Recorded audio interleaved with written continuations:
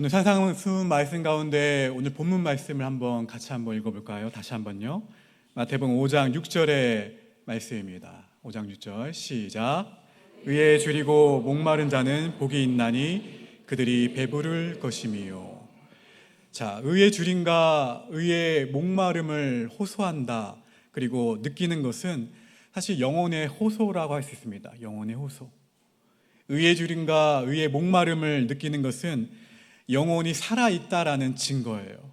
왜냐하면 이 의의 줄임과 의의 목마름은 오직 누구로부터 오는 거예요? 하나님으로부터 오는 것들을 향한 갈망이기 때문에 그렇습니다. 육신 자체는 절대로 의에 굶주려 하지 않아요. 의에 목말라 할 수 없습니다. 육신은요. 오히려 의를 어떻게 하냐면 거부해요. 그렇다면 육신의 갈망은 무엇입니까? 요한일서 2장 16절에 나오죠. 요한일서 2장 16절 함께 있습니다. 시작.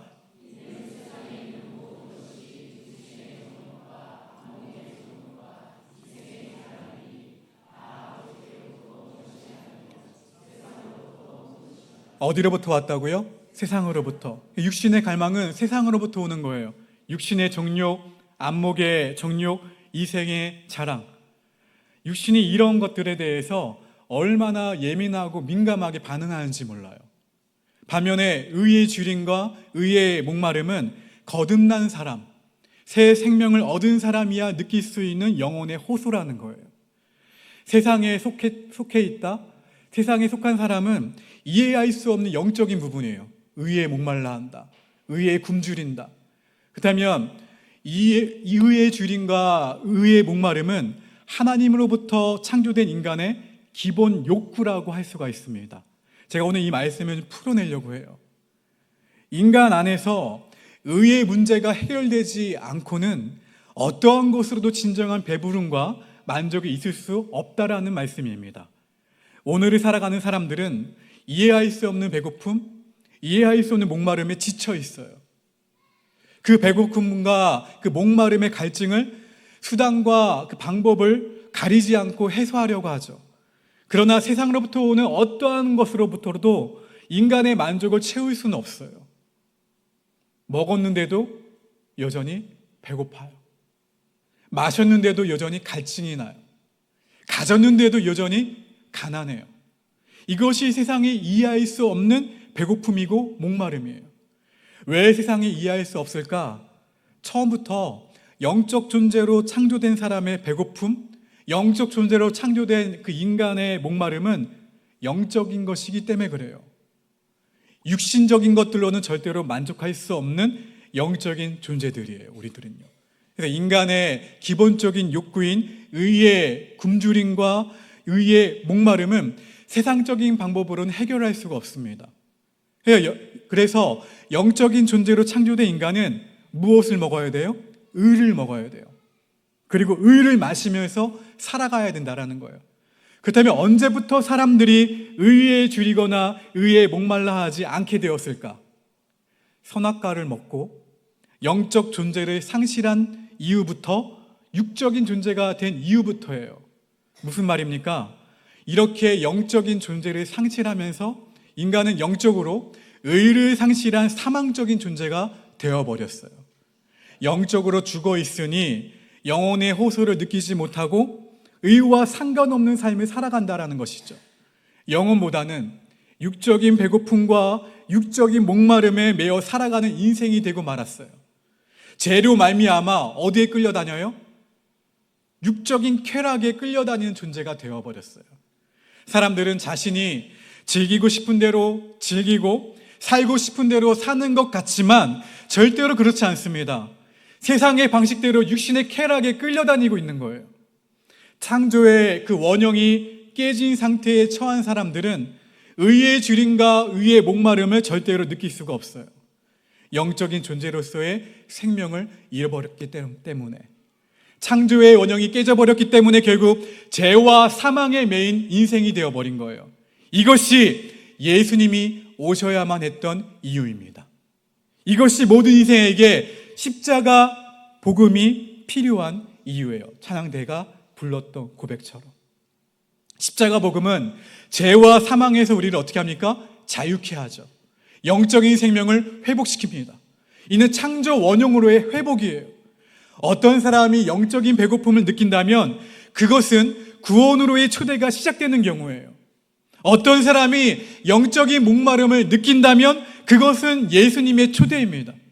그러나 사람들은 자신의 배고픔이 영적인 것임을 알지 못해요. 자신의 목마름이 영적인 호소라는 것을 알지 못해요. 예수님 앞에서도 겨우 육신의 배고픔을 호소할 뿐이죠. 성경에 나오는 사마리아 여인도 마찬가지였죠. 예수님이 이러한 사마리아 여인에게 뭐라고 말씀하십니까? 요한복음 4장 13절과 14절에서 이렇게 말씀하시죠. 함께 있습니다. 시작.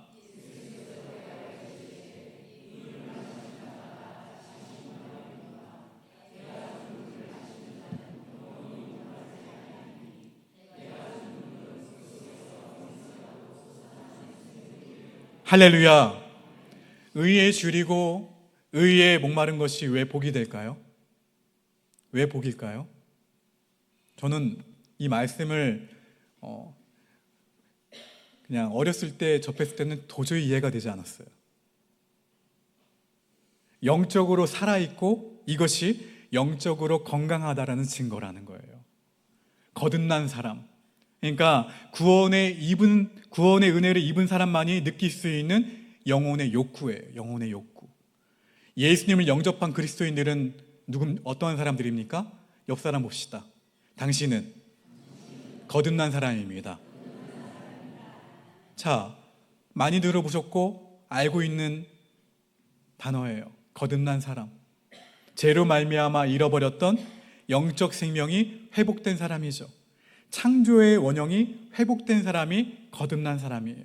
근데 우리는 이 질문을 나에게 할 수 있어야 돼요. 따라합시다. 나는 지금 의에 줄이고 의에 목마른 자인가? 여러분, 지금 여러분이 의의 줄임과 의의 목마름을 느끼지 못하고 있다라면 둘 중에 하나라고 볼 수가 있어요. 아직 영적으로 죽어 있든지 아니면 영혼이 병들어 있든지, 특별히 거듭난 영혼으로서의 의의 줄임과 목마름을 느끼면서도 내가 반응하지 못하고 있다면 성령님의 음성을 외면하고 있는 거예요. 이는 마치 애굽에서 구원을 받았음에도 불구하고 여전히 어디에 매여 있었어요? 이스라엘 백성들이 애굽에 매여 있는 광야의 이스라엘 백성들의 모습과 또 같아요. 인간은요, 인간을 알아야 됩니다. 무슨 말입니까? 사람이 처음 어떻게 창조되었는지를 잘 아셔야 돼요. 인간이 그때 무엇을 잃어버렸는지를 아셔야 돼요. 그래야 예수님이 왜 오셔야만 했는지를 알게 됩니다. 왜 인간이 거듭나지 않으면 안 되는지를 알게 된다는 거예요. 하나님의 형상대로 창조된 인간은 흙으로 지음을 받았죠. 아파르, 먼지로. 자, 창세기 2장 7절 말씀 읽어봅니다. 시작. 거기까지. 땅에 무엇으로요? 아파르, 쓸모없는 거, 흙으로, 먼지로 창조되었다면, 여러분, 질문입니다. 동물이나 생명 있는 나무들은 무엇으로 창조되었습니까? 대부분의 사람들은요, 사람이 흙으로 창조되었고 다른 생명들은 말씀으로 창조되었을 것이라고 생각을 해요. 그러나 다른 생명들도 사람과 동일하게 무엇으로 창조되었습니까? 흙으로. 자, 창세기 2장 19절 말씀 읽어봅니다. 2장 19절. 자, 있습니다. 2장 19절. 자, 제가 읽겠습니다. 여호와 하나님이 흙으로 각종 들짐승과 공중의 각종 새를 지으시고. 무엇으로요? 흙으로. 자, 여기까지 따라오셔야 돼요. 놓치시면 안 됩니다. 그 다음에 사람과 동물이 흙으로 같은 방법으로 창조되었다면 차이점은 무엇일까? 창세기 2장 7절 말씀 읽어봅니다. 시작. 여호와 하나님이 땅의 흙으로 사람을 지으시고 생기를 그 코에 불어넣으시니 사람이 생명이 되니라. 차이예요. 다른 생명들과 달리 사람에게는 또 한 가정의 창조가 있었는데 곧 무엇을 불어넣으셨어요? 생기, 하나님의 숨. 그래서 사람이 영적인 존재가 된 거예요. 보이는 생명 안에 보이지 않는 또 하나의 영적 생명이 생겨난 거예요. 사람과 동물의 차이는 생김새가 아닙니다. 하나님은 다른 생명들에게는 생기를 불어넣지 않으셨어요. 그래서 사람은 보이는 육적 생명 외에 보이지 않는 또 하나의 그 생명을 가진 존재로 창조되었어요. 사람은 사람이지만 그냥 사람이 아닌 생명이 되어야 됩니다. 살아있는 존재. 이 처음 창조의 모습이 창조의 원형이에요. 하나님이 사람에게 생기를 불어넣으신 후에 사람이 숨을 쉬고 움직이게 된 것이 아니에요. 동물들에게도 생기를 불어넣지 않으셨지만 동물들이 그냥 숨을 쉬었죠. 숨을 쉬고 움직이는 경우와 같아요.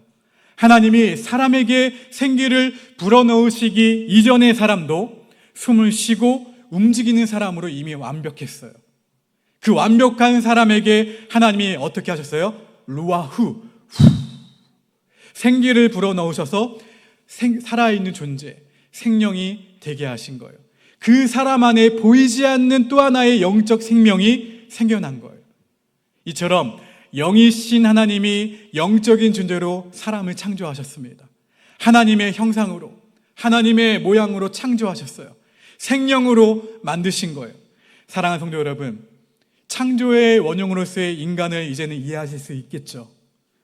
사람은 처음부터 육적 생명과 보이지 않는 영적인 생명을 소유한 존재로 창조되었어요. 이 창조의 원형으로서의 아담과 하와는 두 생명의 소유자들이었습니다. 사람으로서가 아니라 생명으로 사는 존재가 되었으니까 곧 영적 생명으로 사는 존재가 되었다라는 거예요. 이렇게 창조된 처음 사람을 찾아온 존재가 있었죠. 누굽니까? 마귀예요. 마귀는 속이는 자로서 이야기를 합니다. 선악을 알게 하는 나무를 어떻게 하라? 먹으라. 선악을 알게 하는 나무의 열매를 먹으면 정령 죽으리라 하셨던 하나님의 말씀을 대적했던 마귀의 유혹이었어요. 마귀는 선악을 알게 하는 나무의 열매를 네가 먹어도 뭐라고 했습니까? 죽지 않으리라 유혹했어요. 이 처음 사람들은 안타깝게도 이러한 마귀의 유혹 앞에 선악과를 어떻게 합니까? 먹고 말았죠. 하나님의 말씀을 거역하고 마귀에게 속아서 선악과를 먹게 된 처음 사람의 결국은 어떻게 되었습니까? 하나님의 말씀처럼 죽었나요? 마귀의 유혹처럼 죽지 않고 살았나요? 여기에 사람들은 혼란스러워하죠. 이 말씀을 정확하게 이해하기 위해서는 처음 사람들이 두 생명의 소유자들이었다는 것을 여러분 잊지 말아야 돼요. 보이는 육적 생명과 보이지 않는 영적 생명 말이에요. 이 두 생명을 가진 처음 사람들에게 하나님의 말씀과 마귀의 유혹이 주어졌어요. 선악과 앞에서 하나님의 말씀은 정령 죽으리라 말씀하셨고 마귀의 유혹은 죽지 않아였어요. 선악과를 먹게 된 처음 사람의 결국은 어떻게 되었습니까? 하나님의 말씀대로 사망적 존재가 되었어요. 보이지 않는 영적 생명의 죽음이었어요. 마귀의 유혹처럼 죽지는 않았는데 보이는 육적 생명을 말합니다. 여기서 알 수 있는 것은 마귀는 어떠한 자예요? 속이는 자예요. 속이는 자로서 거짓말을 거짓말처럼 하지 않았다라는 거예요. 하나님의 말씀을 어떻게 합니까? 속였어요. 방향만 비틀어 버립니다. 방향만 바꾸어서 육적 생명은 죽지 않는다라고 한 거예요. 그러나 하나님의 정령 죽으리라 라는 경고의 말씀은 영적 생명을 향한 말씀이셨어요. 창조 이래 하나님의 말씀과 마귀의 유혹이 차이점이 있습니다.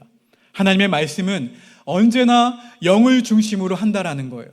요한복음 6장 63절 말씀 함께 있습니다. 시작. 살리는 것은 영이니 육은 무익하니라. 내가 너희에게 이른 말은 영이요 생명이라. 마귀는 언제나 육을 중심으로 유혹을 하죠. 보이지 않는 것이 아니라 보이는 것으로 유혹을 한다라는 거예요.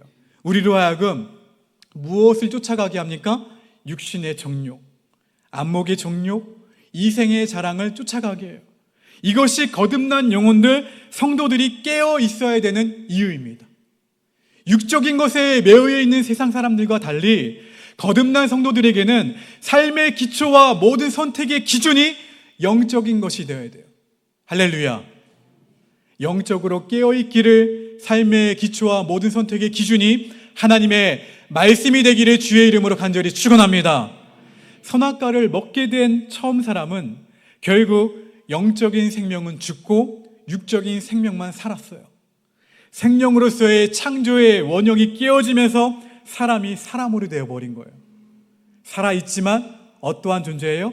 사망적인 존재, 생명을 잃어버린 존재가 되었어요. 죽어있는 줄도 모르고 죽어있는 사람이 되었다라는 거예요. 이것이 예수 그리스도가 오셔야만 됐던 이유이고 모든 사람들이 예수님을 믿어야만 되는 이유입니다. 자, 요한복음 3장에서 우리는 예수님과 니고데모의 이야기를 알 수가 있어요. 예수님 니고데모에게 이렇게 말씀하시죠. 요한복음 3장 3절 말씀 함께 있습니다. 시작.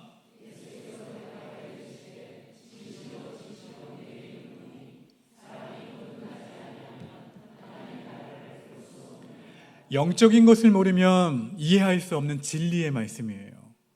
영적인 것을 전혀 몰랐던 니고데모는 거듭나야 한다라는 예수님의 말씀을 이해할 수가 없었어요. 요한복음 3장 4절 말씀 함께 있습니다. 시작.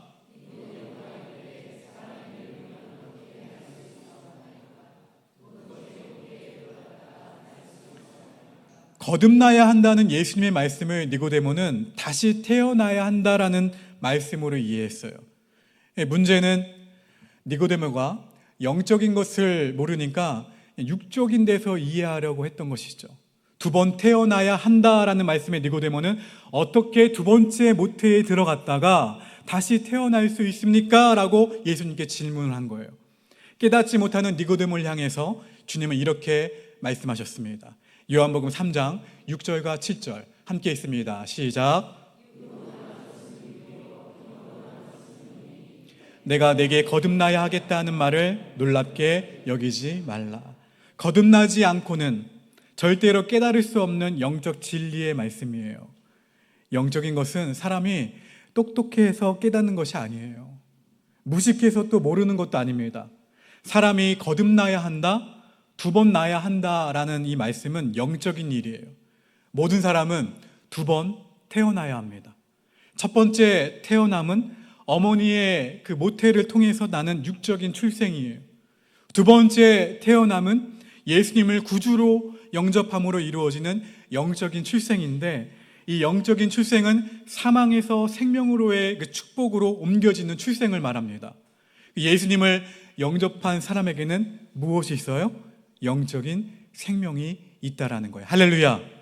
그러면 여러분, 나는 누굽니까? 나. 다시 한번 따라합시다. 나는 누굽니까? 나는 거듭난 사람입니다. 할렐루야. 아시겠습니까? 나는 거듭난 사람이에요. 생명을 창조의 원형이 회복된 사람이라는 거예요. 그럼 나는 이제는 무엇으로 살아가는 사람이어야 될까요? 거듭난 사람이라면 영적으로 회복된 나는 의에 줄이고 의에 목마른 자가 되어야 된다는 거예요. 요한일서 5장 11절과 12절 말씀 함께 있습니다. 시작. 또 증거는 이것이니 하나님이 우리에게 영생을 주신 것과 이 생명이 그의 아들 안에 있는 그것이니라. 아들이 있는 자에게는 생명이 있고 하나님의 아들이 없는 자에게는 생명이 없느니라. 할렐루야. 우리는 새로운 음식을 먹고 사는 사람이어야 된다는 거예요. 애굽에서 나온 이스라엘 백성들은 자신들이 누구인가, 무엇으로 사는 사람이어야 하는가를 몰랐다라는 거예요. 애굽에서 나왔으면 이제 애굽과 상관없는 사람이어야 됐어요. 그렇죠? 애굽에서 나왔으니까. 애굽에서 나왔으면 이제 애굽에서 먹던 음식이 아니라 새로운 음식을 먹어야 했는데 이것이 정리되지 못했어요. 애굽에서 먹던 음식 때문에 배고파하거나 애굽에서 먹던 음식 때문에 목말라 했다라는 거예요. 그런데 애굽에서 나온 이스라엘 백성들은 여전히 애굽에서 살던 스타일, 애굽에서 먹던 것을 그리워했습니다. 그 어리석음이 그들로 하여금 광야에서 방황케 한 거예요. 이제 여러분은 창조의 원형인 영적 생명이 회복된 사람인 것이 분명히 정리가 되셨죠? 할렐루야. 이렇게 영적 생명이 살아났기에 이제 나의 양식은 뭐예요? 의라는 거예요. 의에 줄이고 의에 목마른 것은 거듭난 성도들의 삶의 양식이에요. 사랑하는 성도 여러분, 그런데 혹시 거듭난 그리스도임에도 불구하고 여전히 육신적 존재처럼 의와 상관없이 살아가고 있지는 않나요? 의에 줄이고 의에 목마른 사람은 이미 복 있는 사람이라고 했는데, 세상에 속한 사람들은 여전히 사망적 존재이기 때문에 의와 상관없는 사람들처럼 살아가고 있죠. 죽어 있는 줄도 모르고 살아가고 있어요. 죽어가고 있는 줄도 모르죠. 지금 자신들이 추구하고 있는 것들이 죽어 있는 사망적 욕구라는 것도 모른 채 살아가고 있습니다. 그냥 즐기고 그냥 마시고 그냥 정신없는 거 살고 있는 것 같지만 사실은 마귀가 그들의 삶을 사로잡고 있는 거예요. 마태복음 6장 33절 말씀 함께 있습니다. 시작. 그런즉 너희는 먼저 그의 나라와 그의 의를 구하라. 그리하면 이 모든 것을 너희에게 더하시리라. 할렐루야. 여기서 그의 나라와 그의 의를 구하라라는 것은 무슨 뜻입니까? 하나님 나라의 통치와 하나님의 지배 원리가 바로 하나님의 의라는 거예요. 성도는 하나님 나라의 백성으로서 하나님의 의를 사모하셔야 돼요. 영적인 존재는 언제나 의에 목마르고 의에 줄임으로 살아간다라는 거예요. 오늘 본문 다시 한번 읽어봅니다. 마태복음 5장 6절 말씀 시작.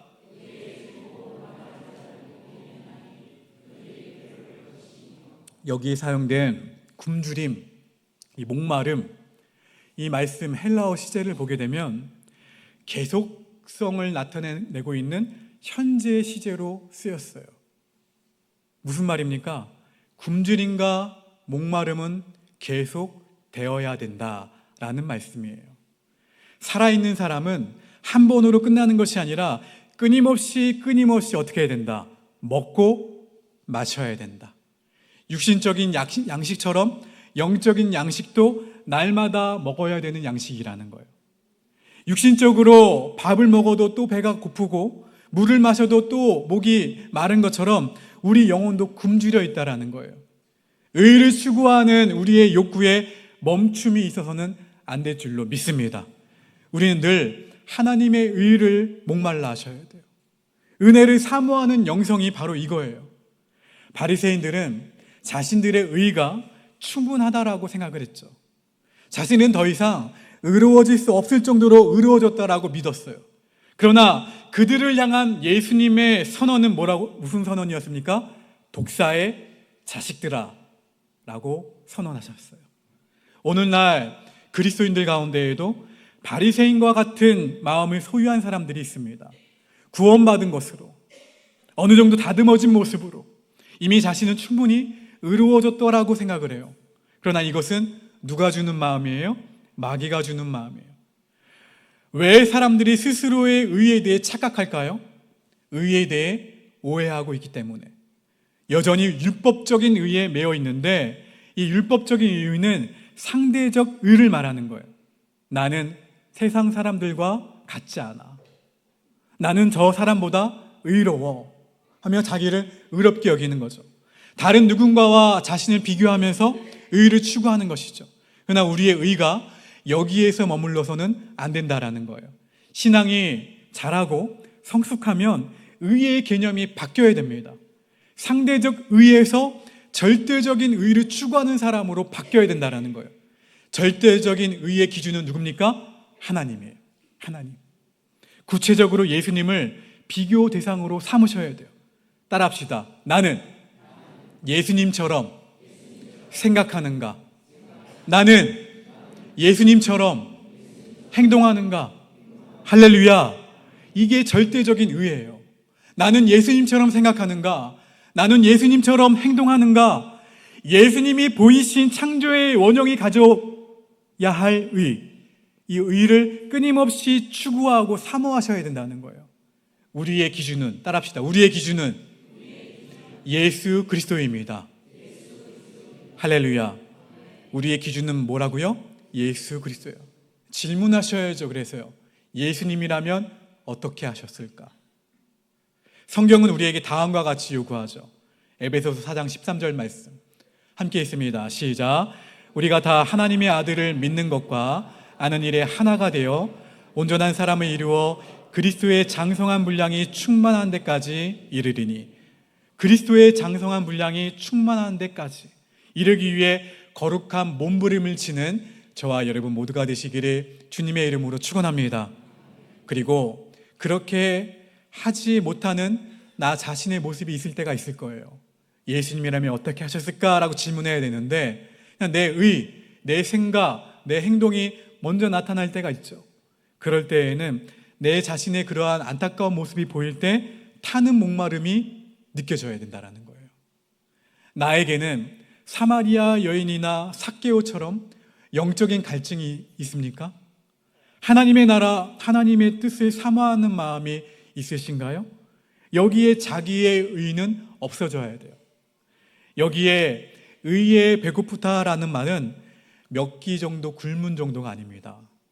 빈사 상태를 말해요. 굶어 죽을 지경이 된 상태를 말합니다. 마치 아버지를 그리워하던 탕자처럼 말입니다. 사람들은 어디에 줄입니까? 욕심의 줄이죠. 쾌락에 목말라 하고 있어요. 안타깝게도 십자가 그 은혜에 목말라야 될 사람들이 자신들의 갈증을 무엇으로 채웁니까?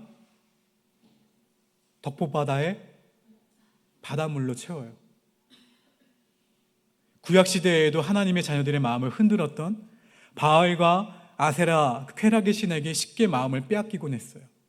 오늘날 많은 사람들은 풍요에 줄이고 쾌락에 목말라 하고 있습니다. 나는 지금 무엇에 목말라 있는가? 의인된 자가 복이 있는 것이 아니라 의를 추구하는 자가 복이 있어요. 의에 줄이고 의에 목말라 하는 것은 단순히 은혜를 사모하는 차원에서 끝이 나면 안 됩니다. 거듭난 백성으로서의 삶의 현장에서 의를 추구하셔야 돼요. 물론 여러분이 의를 추구하면서 살기에는 세상이 만만치 않다는 것을 알고 있어요. 그러나 의에 굶주린 사람, 의를 위해 손해본 사람이 복이 있어요. 하나님의 나라와 하나님의 의를 소유하기 위해 세상의 것을 담대하게 거절할 수 있는 사람은 복이 있다라는 거예요. 여러분, 의를 추구하는 삶을 거창하게 생각할 필요가 없습니다. 따라합시다. 의의 사람은 의를 사모하며 거룩을 사모하는 마음을 가진 자가 의를 추구하는 삶이다. 그러나 안타깝게도 세상 사람들은 세상의 것에 굶주려 하고 있죠. 내 사고, 내 사상, 내 마음은 무엇을 향해 갈증하고 있습니까? 사랑하는 우리 성도 여러분, 의에 줄이고 의에 목마른 자는 무엇으로 배부르게 될까요? 이 말씀은 하나님만으로 충만해지는 것을 말합니다. 할렐루야. 그 성령으로 충만해지는 거예요. 성령으로 충만해지면 부족함이 있어도, 불편함이 있어도 문제가 되지 않아요. 하나님의 영으로 충만했던 다윗은 최악의 환경 가운데서도 이렇게 고백을 했죠. 이 고백이 저와 여러분의 평생의 고백이 되기를 주님의 이름으로 축원합니다. 시편 23편 1절입니다. 시작. 여호와는 나의 목자시니 내게 부족함이 없으리로다. 할렐루야. 여호와는 나의 목자시니 내게 부족함이 없으리로다. 영적인 문제가 채워지지 않으면 참 행복을 누릴 수 없다라는 거예요. 성령으로 충만하셔야 됩니다. 그러면 원하는 것을 다 얻으실 수 있어요. 여러분, 필요를 채울 수 있다라는 거예요. 배부르다라는 것은 의의 충만함이 내게 있는 상태를 의미합니다. 곧 하나님의 평강이 우리의 마음과 생각을 지키는 거예요. 영적인 만족을 이렇게 얻게 되면 모든 것에 부유한 자가 됩니다. 실컷 배부른 후에 죽어도 뭐라고 얘기합니까?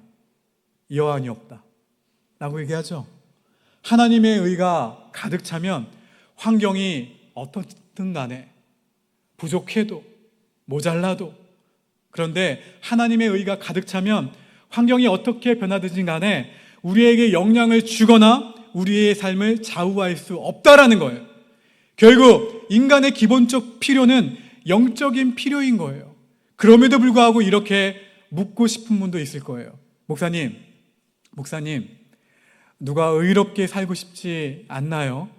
먹고 살다 보니까 이렇게 된 거예요. 그러면서 이렇게 이야기하고 싶으시죠?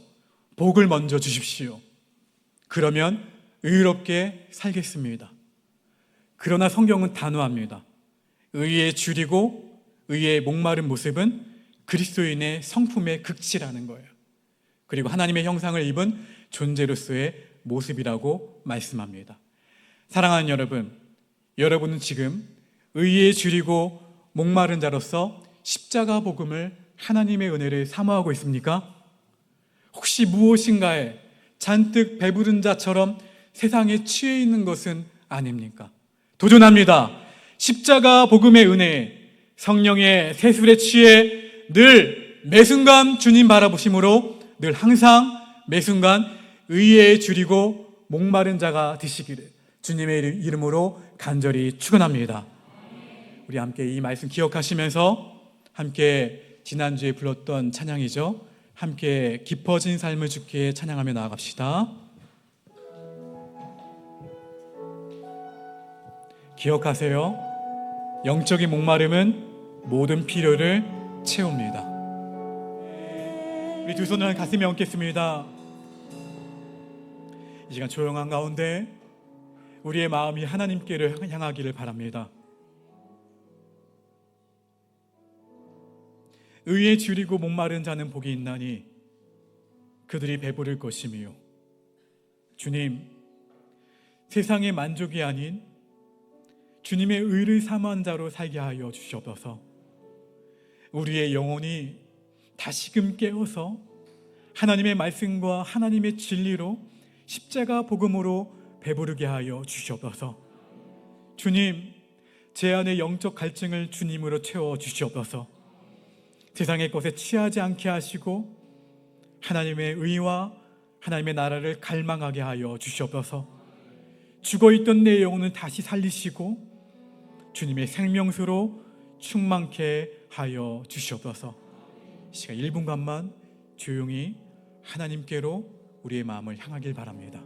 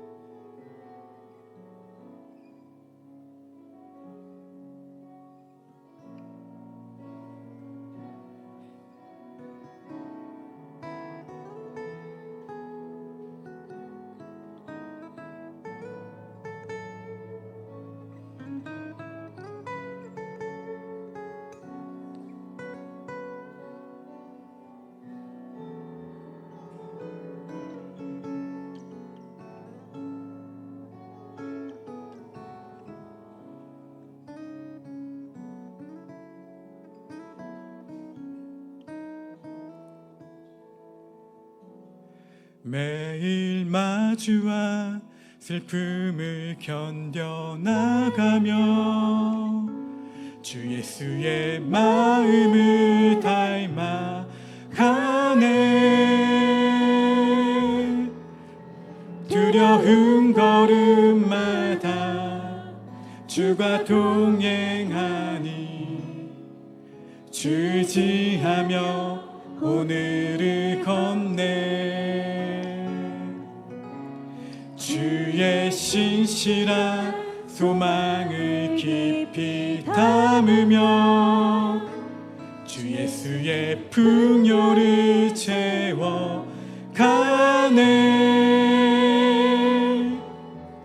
하나님의 자녀로 명예 지켜가며 깊어진 삶을 주께 드리네. 여호와는 내게 복을 주시고 너를 지키시기를 원하며 여호와는 그의 얼굴을 내게 비추사 은혜 베푸시기를 원하며 여호와는 그 얼굴을 내게로 향하여 드사 평강 주시기를 원하노라.